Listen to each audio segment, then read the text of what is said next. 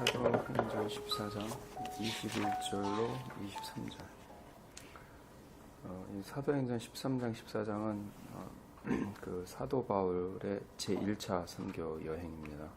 바나바 사도와 함께 갔던 선교 여행인데, 그래서 그 여정이 이렇게 나와 있으면 시리아에, 오늘날로 말하면 시리아에 있는 안디옥 교회에서 출발해가지고 구브로 섬으로 갔다가 버가 팜필리아라고 되어 있는 거기에 갔다가 그 다음에 이제 들어간 게 피스디안, 안디옥, 이고니온, 루스라, 더베 이렇게 쭉 연결돼서 가거든요. 그래서 이제 가서 더베까지 갔다가 다시 이렇게 되돌아와요. 그래서 거꾸로 이렇게 루스라, 이고니온 이런 식으로 이렇게 돌아와서 다시 그 시리아에 있는 안디옥 교회로 돌아가는 그런 장면입니다. 그래서 그동안 전도했던 사람들, 이게 AD 46년에서 48년 사이에 일어났던 일이니까 그래도 꽤 많은 사람들이 예수를 믿었고 그 제자들이 많아졌거든요. 그래서 그 제자들을 돌아보면서 믿음에 굳게 서 있으라고, 끝까지 믿음을 지키라고 그렇게 권고를 해요. 근데 이제 그 배경이 뭐냐면, 사도 바울이 이고니온, 루스트라, 더베 이렇게 거기서 전도하면서 굉장히 많은 영혼을 구했지만 또 동시에 어려움을 굉장히 많이 겪었어요. 그러니까 이게 열매도 많았고 환난도 많았어요. 그 환난, 그거 이제 14장에 나와 있는 것 중에는 뭐가 있냐면, 사람들이 하도 많이 주께로 돌아오니까 이 유대인들 중에는 아주 이제 속에서 시기가 나가지고 사도 바울을 죽이려고 음모를 꾸미기도 하고, 또 실제로 돌로 쳤어요. 돌로 쳐가지고 죽었다라고 생각을 해서 내버려두고 성문 밖에 버려놨는데 벌떡 일어나는 거예요. 갑자기 제자들이 모였을 때. 그러니까 이게 하나님의 기적으로 살아난 거죠. 이런 일도 당했고, 또 반대의 경우도 있어요. 이 사람들이 너무 능력이 나타나는 사도 바울과 바나바의 사역을 보면서, 야, 저거 제우스다. 그러니까 그 바나바한테는 제우스라고 그러고, 또 사도 바울한테 또 다른 신의 이름을 붙여서 그 하여튼 신들로 막 제사를 거꾸로 드려요. 이것도 자기들이 전하는 복음하고는 반대잖아요. 복음은 하나님이 참 하나님이고 예수 그리스도가 하나님의 아들이다, 이걸 전하는 게 복음인데, 이 사람들 쓸데없이 이우상 숭배하는 게 복음이 아니었고, 심지어 그게 자기들이어도 이건 복음이 아니니까 막 거기서 그렇게 하지 말라고, 바로 그 일에서부터 돌이키라고 하나님 우리를 보내신 거라고, 그런 일들이 있었어요. 그래서 이렇게 그 1차 선교여행은 열매도 많았고 핍박도 많아서, 그런 배경 속에서 지금 그 지역, 자기들이 바로 핍박받았던 지역에 있는 제자들에게 권고하는 게 지금 요 장면인데, 거기 특별히 오늘 말씀에는 보면 22절 보시면, 제자들의 마음을 굳게 하여 이 믿음에 거하라 권하고, 그러면서 요 중요한 말이 요거예요. 또 우리가 하나님 나라에 들어가려면 많은 환난을 겪어야 할 것이라. 이 말씀을 하고서는 각 교회 장로들을 세워서 교회를 치리하라고 이렇게 맡겨놓고 이제 돌아가는 장면입니다. 그래서 요 구절이 오늘 핵심 구절이에요. 또 우리가 하나님 나라에 들어가려면 많은 환난을 겪어야 할 것이라.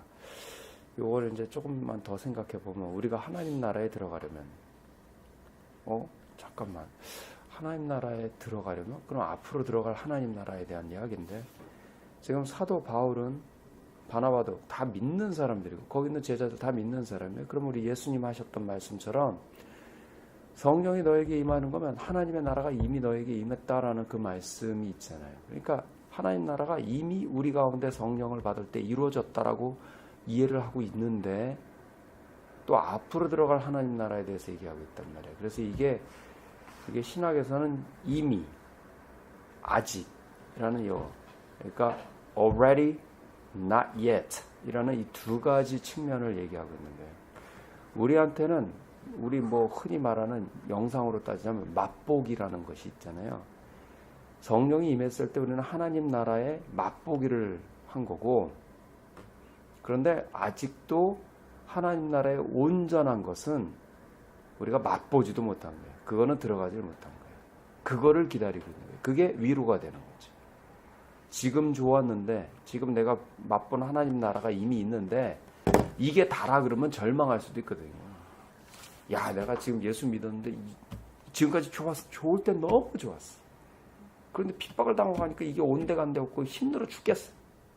아휴, 그럼 절망할 텐데 그게 아니라 지금까지 맛본 거 맛보기였고 앞으로 우리가 하나님 나라가 기다리고 있어. 온전한 하나님 나라의 완성은 예수 그리스도가 오실 때, 또 내가 육신을 벗고 하나님 앞에 섰을 때 하나님 나라에 들어가게 되면 지금까지 것과는 비교할 수 없을 정도의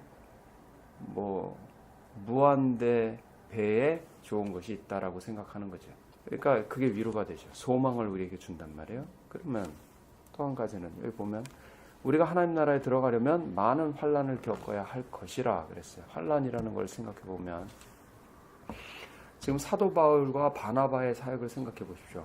안디옥이라는 교회에서 이 사람들이 그냥 여행을 간 게 아니에요. 하나님이 시켜서 성령께서 친히 말씀하셔서 따로 세우라 하고는 그 말씀 따라서 갔어요. 가서 하나님이 함께 하시는 역사들이 많았어요. 사람들이 단순히 예수 믿은 게 아니라 능력이 나타났단 말이에요. 성령이 함께 하시고.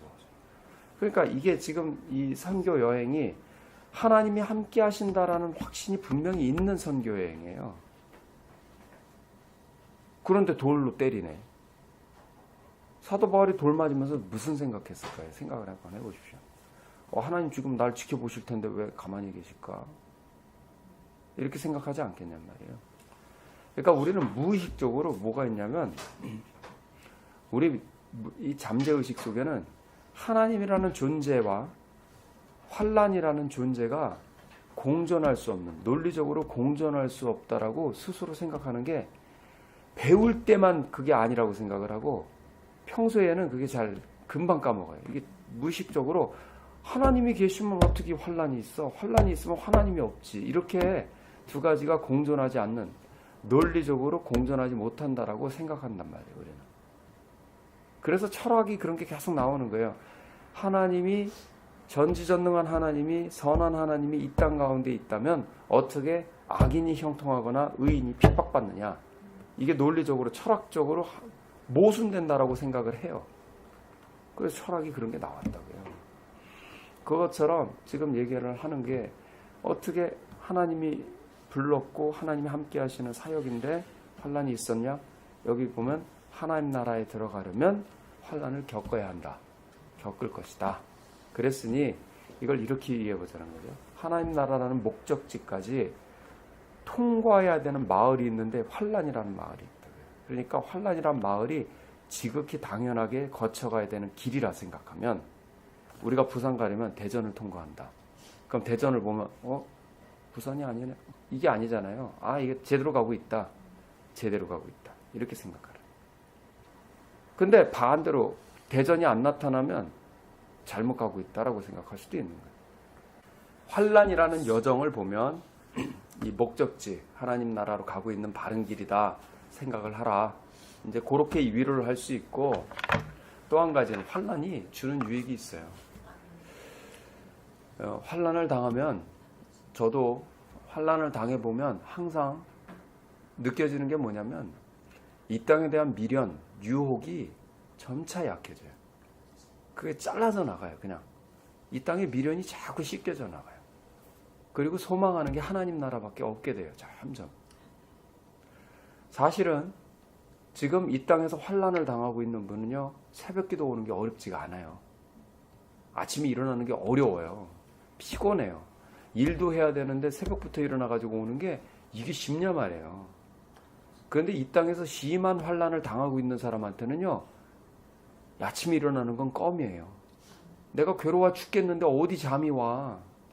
내가 하나님께 부르짖지 않고서는 내가 지금 견딜 수가 없는 심정인데 어떻게 그래.